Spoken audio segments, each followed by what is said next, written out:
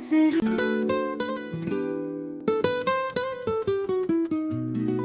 सपने हैं लहरे, मंजिलें हैं दूर, युवा तुम कुड़िया, हाथ तेरा मिले जरूर।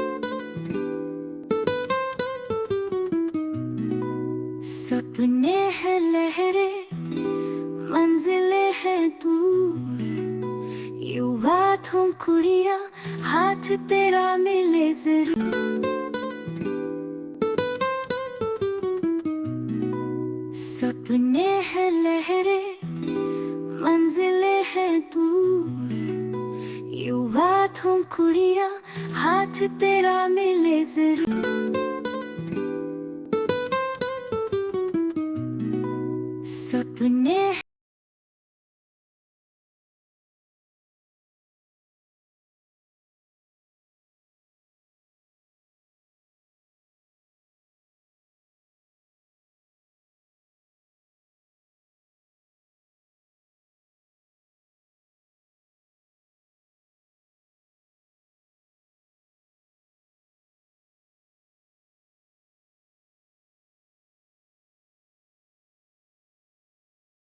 Welcome to The Explainer. Today, we're going to tackle a really common problem, knowing your stuff but not getting the marks to show for it. We're going to break down exactly how you can turn all that knowledge into high-scoring exam answers.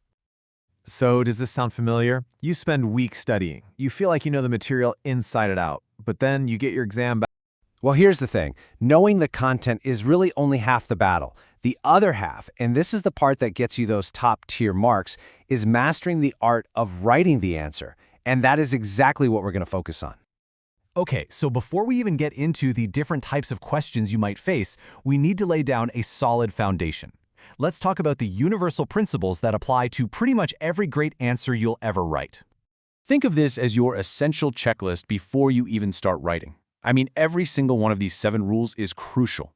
Let's be real, from an examiner's perspective, if you nail the first 2, understanding the question and structuring your answer, you're already making their job easier, which is always a good thing. And please, don't sleep on that last one, time management. A brilliant half-finished answer is still, well, a half-finished answer. And this quote just says it all, doesn't it? It's not just about being correct, it's about being compelling. As the source material for this explainer puts it so well, precision and presentation are what will make you stand out from the crowd. It's what separates a good answer from a truly great one. All right, with those golden rules locked in, let's get to the really strategic part, learning how to decode the instructions that are hidden in plain sight inside every single exam question. You know, it's so easy to glance over these words, but they are not just suggestions. They are direct commands from the examiner. Think of each keyword as a kind of secret code that tells you exactly what kind of answer they're looking for. Once you learn to crack this code, it's like you've been handed the keys to the kingdom.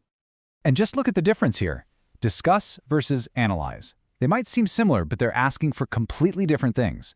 If you see discuss, your job is to zoom out and paint the big picture. But if you see analyze, you need to grab your magnifying glass and really zoom in, breaking the topic down into its smallest parts. So, let's grab our first tool from the toolkit. What does it really mean when a question asks you to discuss something? The key word here is breadth.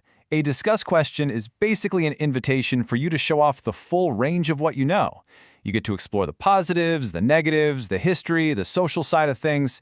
You're showing the examiner that you see the entire landscape, not just one little piece of it. And here is your game plan. It's a simple but seriously powerful structure. You kick things off with a clear introduction, then the main body is where you explore all those different angles we just talked about, backing everything up with facts. And finally, you wrap it all up with a nice, balanced summary. If you follow this, your answer will be perfectly structured every single time. Okay, let's move on to our next tool. This one requires a totally different mindset. If discuss was all about breadth, well, analyze is all about depth. When you're asked to analyze something, you're essentially being asked to perform an intellectual dissection. Seriously, your job is to take the topic, carefully break it into its core parts, and then examine how each of those parts works and relates to the whole. You're taking it apart to see what makes it tick. So the strategy here is a bit more surgical. Your introduction is like you're laying out your plan of attack. The main body is the operation itself, where you systematically break the issue down into things like causes and effects. And your conclusion brings it all together, summarizing what you found, and maybe even suggesting a solution. This approach shows a way deeper level of critical thinking. Now, this table is just a brilliant way to see this strategy in action. If you get a question about unemployment, you don't just ramble on about it. No, you break it down systematically. First the causes, then the effects, then the potential solutions. This table isn't just an example, it's a literal blueprint for your answer. You could use this exact structure for any analyze question. So, we've gone over the fundamental rules, and we've opened up the toolkit for decoding questions. But let's be honest, how do you take all this knowledge and turn it into something you can do automatically, especially under the pressure of an exams clock? And this is probably the most important takeaway of all. What we've talked about today isn't some magic trick. It's a training regimen. Just like learning to play an instrument or getting good at a sport, true mastery only comes from consistent, focused practice. Use these frameworks, try them out on old exam papers, and just keep refining your approach.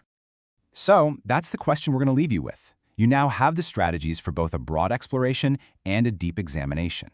The path to better marks really does start now by putting these ideas into practice. So, go out there and start mastering those answers. Thanks for joining us.